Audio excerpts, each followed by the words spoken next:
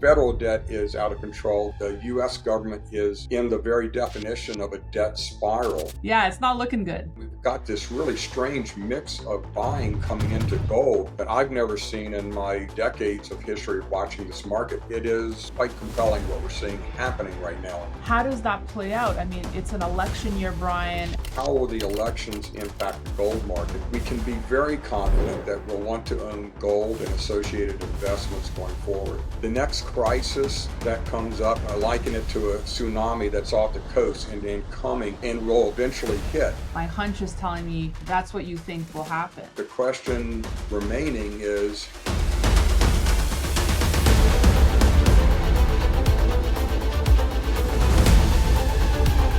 hi, this is Daniela Cambone, and welcome back to the Daniela Cambone Show here on ITM Trading. Well, we are talking with someone today that loves to talk what the Federal Reserve will do next, and of course, gold and silver. Please welcome to the show, Brien Lundin.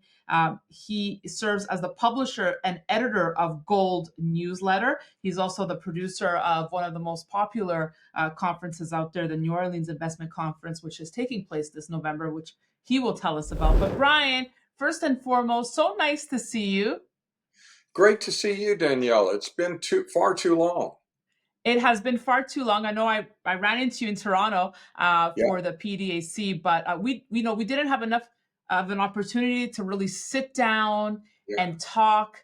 And I always really enjoy getting your thoughts, since you've been covering this market for so long, of what you see coming. I know you've been doing a lot of talking about the debt and how you just think it can't be sustainable anymore. But anyways, I'll save that. First and foremost, let's start with the Fed, because we're talking ahead of the next FOMC. They've held rates steady at the last one, but they may start cutting.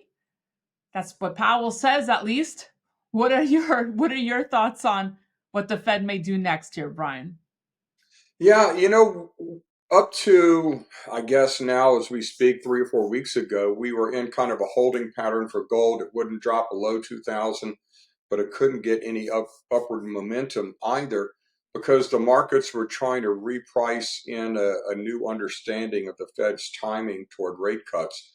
And back then I was arguing that this is, it's kind of ridiculous that we're arguing over how many cuts or when they're going to begin. The big picture, the most important thing was that the Fed was going to go from perhaps the harshest rate hiking environment in history to rate cutting, the other side of the cycle. And during that harsh rate hiking cycle, gold had added about $400 an ounce. So it stood to do very good once the cycle turned back toward rate cuts. And that was where we were about 3 or 4 weeks ago. And it was only a matter of time, in my view, until the likelihood or the proximity of a pivot would start to have an effect on the gold price. Well, right after I was saying a lot of that about 3 or 4 weeks ago, gold just started taking off in a tear upwards. And as it turns out, none of the factors behind this big rally that we've been enjoying were the ones we were talking about 3 or 4 weeks ago, about the proximity of a pivot. And yeah, I think that everybody's kind of calmed down, both the Fed and the markets, and everybody's realized that we're probably going to have 2 or 3 cuts this year. They're likely going to start in June, if not then almost assuredly by July. And, that's going to be a tremendous tailwind for gold, but really all commodities and even equities and everything else. But in the meantime, we've got this really strange mix of buying coming into gold, really a unique mix of buying, a unique mix of factors for gold that I've never seen in my many years, even decades of history of watching this market. It's really unusual, and it is, quite compelling what we're seeing happening right now in gold.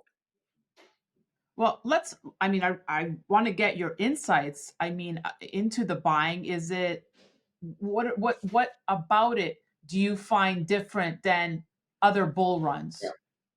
Well, historically, when the price of gold is rising, we see Asian buying slack off Asian buyers typically and historically have been bargain hunters. They kind of support the price of gold on declines, but when the price drops, they are culturally uh, uh, prone to buy gold as a means of savings. And that's a real, obviously, there are a lot of different cultures, and it's a real generalization. But historically, you don't see buying ramping up or following the price trend upward coming from Asia. What we're seeing now is central bank buying, which is price insensitive. But we're also seeing, and a lot of that central bank buying coming from China. And we're also seeing a lot of domestic buying coming from China, even as the price of gold, at least in dollars, has broken record after record after record. The cause of that buying, the precipitating factors seem to be that the Chinese typically protect their wealth or invest in the local stock market, the local real estate market, or gold. And the real estate market and the stock market aren't are actually falling in China. So their one alternative left to preserve their purchasing power is gold, and they're actually following that price trend upward for really the first time I've ever seen it in decades of watching this market. Now, Yeah. what's been notable as well is that the Western investors have been absent from this. They hadn't been chasing the price higher. And we can tell that by the holdings in the GLD ETF, the biggest ETF in the West. And even as the price of gold has been rising strongly, those holdings in GLD have been falling precipitously, only to be kind of arrested. That fall was only arrested over the last week or so, and now they've started to turn up. So I think that's really important that we've had really price insensitive buying, strong buying coming from the central banks and the Chinese central bank, the PBOC, and we're seeing Chinese domestic demand. And now we're just starting to see Western demand coming in to chase this trend higher. The combination of those three, I think, bodes well for a continuation, if not an acceleration, of this rally. Let's talk a little bit more about uh, North American buying and Yeah. European buying. Why do you think they were hesitant or late to the game? Did it have to do with the rally in Bitcoin that gold lost some influence there, or what do you think it was? Yeah, I think it's a number of things. It's not a simple answer. I think the competition for gold or the competition for any speculative market. I mean, we've had the gold price rise strongly, so that's would be and should be attracting speculative demand. But the that demand for gold or gold has had some real competition in terms of anything associated with artificial intelligence, crypto, the Magnificent Seven, stocks and tech stocks in general. So that's part of it. I There has been some speculation as well that the holdings in GLD have not so much been sold out because of a lack of demand, but it's served as a source of the gold that's flowing from west to east and has been flowing from west to east. That's possible. I don't think we can really pin that down yet. But I think as you mentioned, I think the competition from other sectors has had a lot to do with that. But the gains have been so exceptional, and again, the Fed pivot is drawing ever closer. So I think we're starting to see that Western demand really kick in the way it has historically. It's interesting, Brian, when I speak to some investors who maybe have not added gold to their portfolio, um, and then they see all the benefits of gold, but they're wary about gold at all-time highs. They're afraid to get in, at these levels. Hmm. What would you tell those folks? Well, kind of what I just told you that we gained $400, in a period that was extremely bearish for gold, Right. and so we should be doing much better once we go to that cutting cycle. Uh, you mentioned before the debt. I think that's a big issue coming up. I think we are. My big thesis is that we are at the end of a 4 decade plus trend of ever easier money, and we're actually in the end game of that trend. There's not much more the Fed can do. that it hasn't already done in crisis after crisis. And they constantly and consistently lowered interest rates over decades until they got to the great financial crisis in 2008. Then they went directly to zero and came up with quantitative easing and all these other programs, both monetary and fiscal. When COVID hit, they did all of that, but they did it to a much greater degree and much more quickly. The next crisis that comes up, and we know there is one coming up because that's just the way it happens. We've had these bubbles build up over all this period of easy and accommodating money. So the next crisis is going to happen, probably from some sector we're not really considering much. Uh, but it's going to happen. And when it does, the Fed's reaction is going to have to be what it did post-COVID, but many times more and much more quickly to get the same effect from the markets, because the markets have grown tolerant of this monetary drug, this monetary adrenaline that the Fed keeps coming up with. So as we keep going through successive crises, the currency gets cheaper and cheaper, and I think that kind of seeps into the public consciousness. What we're seeing now, in other words, is a new environment for gold. We're going to see a shifting toward tangibles, toward commodities from financials, but most importantly, we're seeing these monetary trends over decades come to a head that I think signal a new era for gold as we see currencies, not just the dollar, but fiat currencies around the world depreciated because of the enormous debt loads that had been built up over those decades. And if I could just quote you, you say we just passed $1 trillion a year in annual interest costs on the federal debt. We're going to have close to $1 trillion of commercial real estate. We didn't even talk about commercial real estate crisis here in the U.S. yet. That'll get repriced this year at higher interest rates. We have a much larger debt tsunami out there that's about to hit the shores of the global economy as commercial corporate debt resets occur throughout the world. Brien. Yeah, kind of doom and gloom, huh? Yeah. Yeah, it's not looking good, right? No, it isn't. Again, these debts have, ever easier money. One of the repercussions of that is that it encourages debt creation. So as we see, and I show a chart of this showing the Fed funds rate, and over decades you see it progressively going lower and lower. At the same time, you see the federal debt going higher and higher. Um, and that's what happens. Federal debt is out of control. The U.S. government is in the very definition of a debt spiral, in that we're paying $1 trillion a year just to service the federal debt. And where are we getting that money to pay the $1 trillion a year? Well, we're borrowing it. So we're borrowing money to pay the interest on the debt of the money that we have already borrowed. So it is a debt spiral. The question, of course, in that situation is how bad does it have to get before it really affects the issue of the world's global, the global reserve currency. And so that's kind of insulated the U.S. to some degree, but it's getting to the point now where something's going to happen, and it's going to start accelerating as we go forward. In addition, the commercial real estate, if you look at the fact that the U.S. economy, the global economy, has been built upon a foundation of zeroed interest rates over the last 15 years or so. So they've become used to, accustomed, really addicted to that kind of an environment.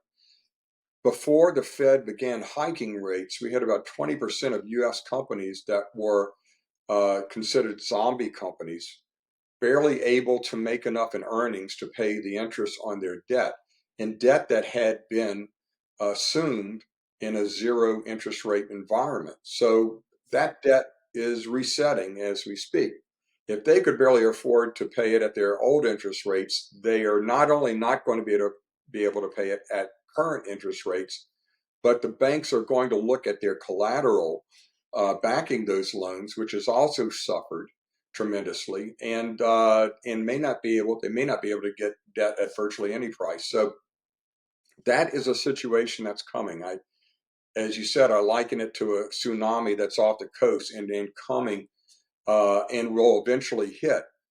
Now, that alone, or the federal debt alone, are reasons why the Fed has to pivot. That that interest rates at these levels are unsustainable. They're unmanageable. So they will have to pivot. The question remaining is how quickly will they have to cut rates? Will there be some kind of an emergency or crisis that will force them to go to zero very quickly and again go into a crisis mode again? Um, that's I feel possible. when Some would say even yeah, probable. I was gonna say when you're saying that statement, I feel like my hunch is telling me that's what you think will happen. Yeah, the list of potential crises is as long as your arm right now. It probably as long as it has ever been. And that said, whatever really sparks the next crisis, history tells us it's probably going to come out of left field, probably be something that we haven't really been considering over much beforehand. But the possibilities are a recession that accelerates all these debt issues. We could have the commercial real estate debt. We could have a bank run, which would uh, be very easy to see accelerating in the kind of false start on a bank run that we saw last year. We saw Yellen and Powell virtually admit that they were going to back 100% every deposit in the country, um, which is, that's an enormous amount of liquidity that has to be brought to bear. So, so yeah, something is going to happen. That's the lesson we have of recent crises. We didn't anticipate COVID. Very few people, a notable few, but very few people anticipated the real estate crisis that caused the great financial crisis of 2008.